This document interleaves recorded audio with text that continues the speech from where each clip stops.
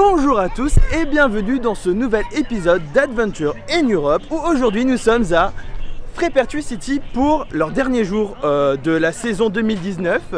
Il y a Florian ici qui m'accompagne, Fredo que vous avez vu dans la vidéo qui est techniquement sortie de la journée des fans et Corentin. Alors nous sommes à Frépertuis aujourd'hui parce que nous adorons Frépertuis, on adore revenir à Frépertuis. C'est un petit parc de très bonne qualité qui propose des attractions que certains gros parcs n'ont pas. Vous le voyez peut-être pas, mais une tour qui descend et on est debout. Voilà, qui fait toujours autant d'effets après l'avoir fait 36 000 fois, Florian. 36 000 fois, ça fait beaucoup de tours. Et du coup, il n'y en a qu'une seule du tour, mais il en a fait beaucoup de tours. Bah non, il y en a déjà une deuxième là. Ah oui, il y a deux tours. Et il y en a encore une dans le parc. Et là-bas, il y a beaucoup de tours quand même. N'en amusons pas, il y a du Imascore. Et pour découvrir tout ça, on vous emmène avec nous.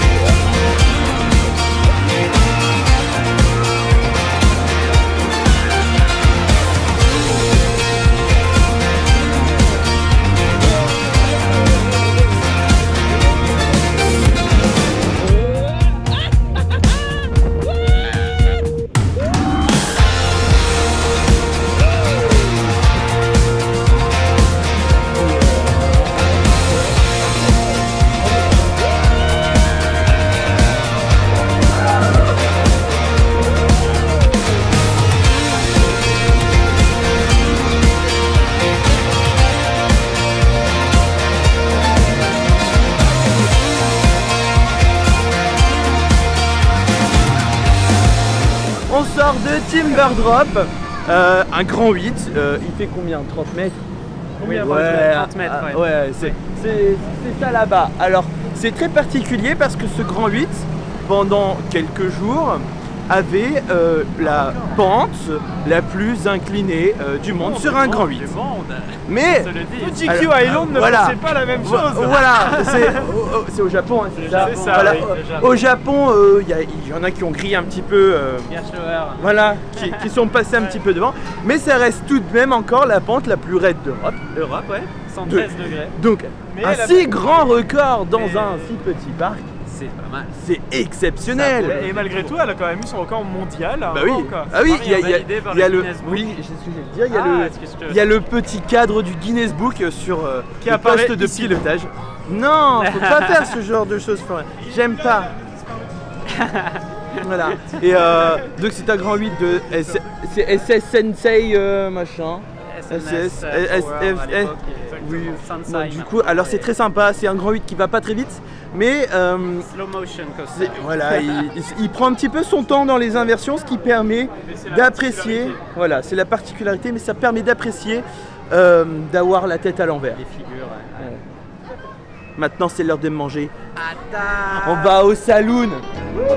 C'est difficile de manger autre part au Far West que dans un saloon. Hein.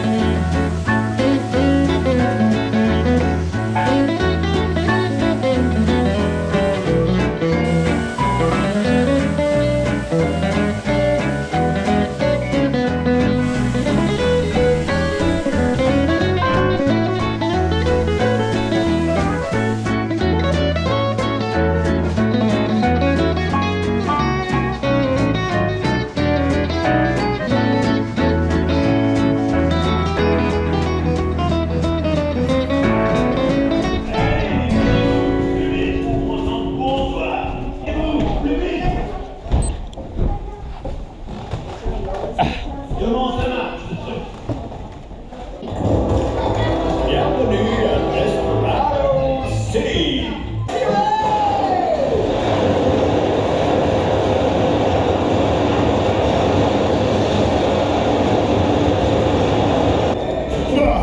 Regardez-moi ça, trop tard. Vous êtes nuls. Je ne vous dis pas merci.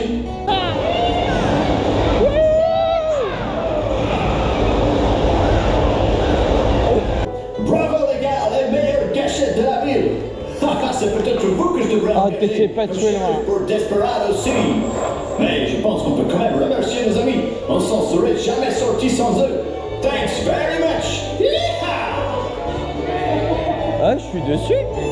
Ah, je suis quatrième. Eh ben, c'est bien la première fois que j'apparais là-dessus.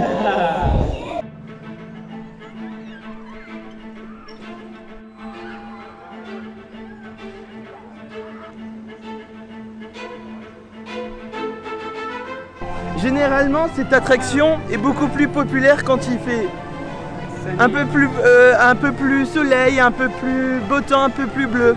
C'est Pirate Attack, un splash battle qui fait partie du catalogue de chez McRide. Et contrairement à Europa Park, ici il fonctionne quand il fait beau. Oui, c'est pas représentatif. Voilà, ici c'est vraiment pas représentatif. Et alors, c'est un des splash battles que j'ai vu qui est le plus interactif. Par exemple, la file d'attente qui est derrière la brume, et ben on peut rien que déjà se faire éclabousser dans la file d'attente. Et Florian est prêt à se faire mouiller. Tu veux? Allez, vas-y, hein, montre.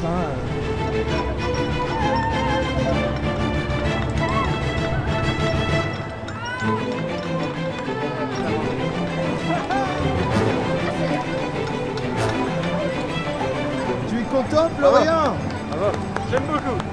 Ce qui est amusant, c'est que dans le bassin de l'attraction Pirate Attack se trouve la dernière nouveauté du parc, enfin la nouveauté 2019, qui est l'île aux pieuvres.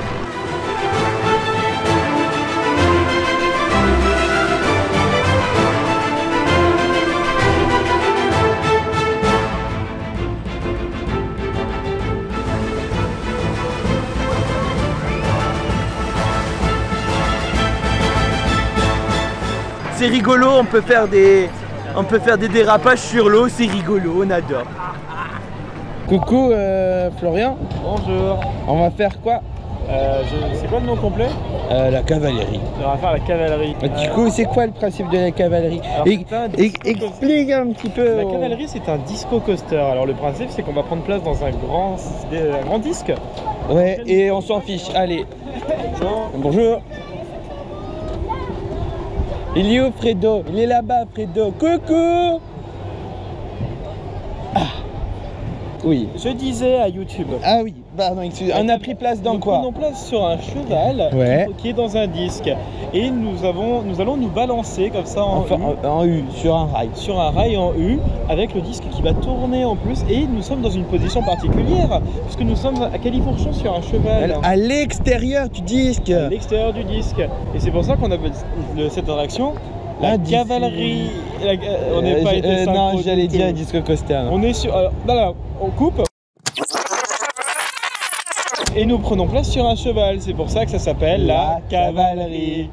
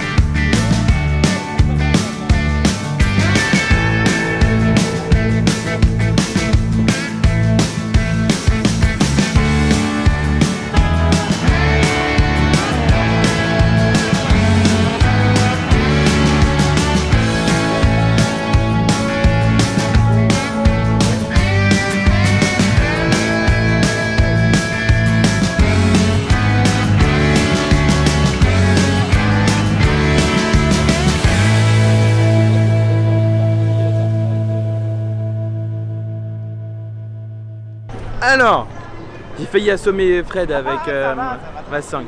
Alors, petite précision qu'on n'a pas apportée tout à l'heure, c'est que quand vous faites, j'allais dire Gondole Driller qui est en face, mais c'est voilà, Timber Drop, tous les 500 passagers, un arbre est planté. Voilà.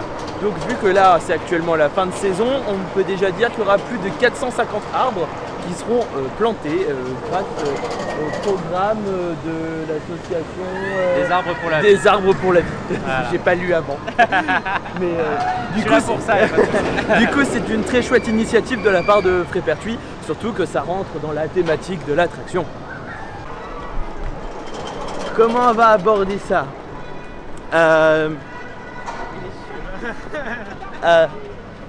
Ça, c'est Golden Driller. Bon, vous en doutez vu l'aspect que c'est une tour de chute libre, mais cette tour de chute libre a quelques particularités. L'idée c'est qu'elle possède 4 positions de chute différentes. Vous avez la position classique assise, vous avez ensuite une position assise avec inclinaison du siège en haut, vous avez ensuite la version à califourchon qui fait un chouïa mal. Et vous avez ensuite la position qui est unique au monde, enfin il en existe une autre mais qui est plus petite au niveau de la chute. Vous avez ensuite la chute debout avec plateforme, ce qui en fait la chute la plus haute du monde, debout, et elle se trouve à Frépertuis.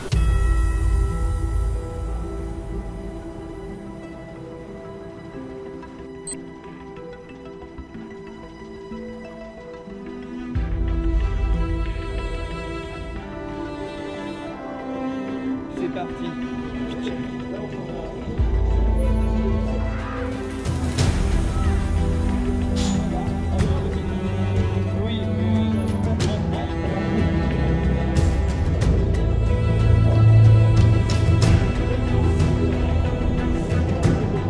Donc nous montons actuellement à une hauteur de 66 mètres. C'est le pirate qui nous l'a dit. C'est le pirate. Il l'a dit à Coco. Voilà. Et il faut savoir que ces 66 mètres ne sont pas anodins non plus. C'est pour faire référence à l'année d'ouverture de Frépertuis qui a ouvert en 1966.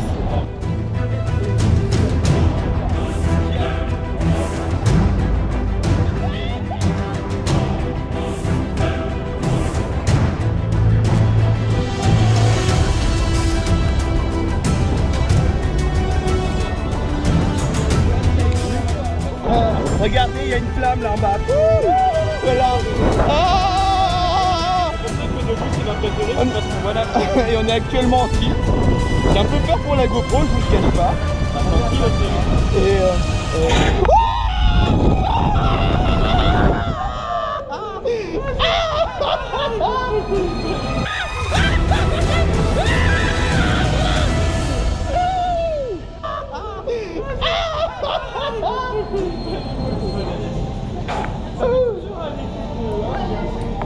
Ça avait filmé au moins, non? Alors oui, c'est un parc sur le thème du Far West. Un peu. Juste un peu. Donc, en plein milieu des Vosges, près de Jean-Ménil, Lunéville, Rambervillers, tout ça. Alors, dans le vlog, vous avez surtout vu les grosses attractions. J'ai pas filmé les petites attractions pour les enfants. Alors n'hésitez pas à venir en famille parce que c'est un parc pour les familles. Si votre enfant fait moins d'1 mètre, mesure moins d'1 mètre, c'est gratuit. Et même en faisant moins d'1 mètre, il pourra faire déjà plein d'attractions parce que la plupart des attractions sont accessibles dès 95 cm et sans limite d'âge. Frépertuis c'est un très bon parc, ils prennent soin à entretenir leur parc. Ils ont des machines que certains gros parcs n'ont pas, par exemple Golden Driller, Europa Park, y a pas. C'est un peu pour ça qu'on vient. Et puis du coup toute la famille trouve son compte et personne s'ennuiera lors d'une journée à Frépertuis. Le parc est... les prix sont abordables. Le parking est gratuit. Ah oui, j'ai oublié de préciser ça la dernière fois. Le parking est gratuit. On est toujours content. Le parc Astérix, Voilà, donc le parking est gratuit, on adore quand les parkings sont gratuits. Voilà, et il faut venir ici pour financer les futures prochaines attractions qui seront de toute façon géniales. Voilà, c'est la fin de cet épisode d'Adventure in Europe à Frépertuis. C'était Arnaud et on se retrouve très bientôt à Europa Park. Ciao. Abonnez-vous, mettez la cloche.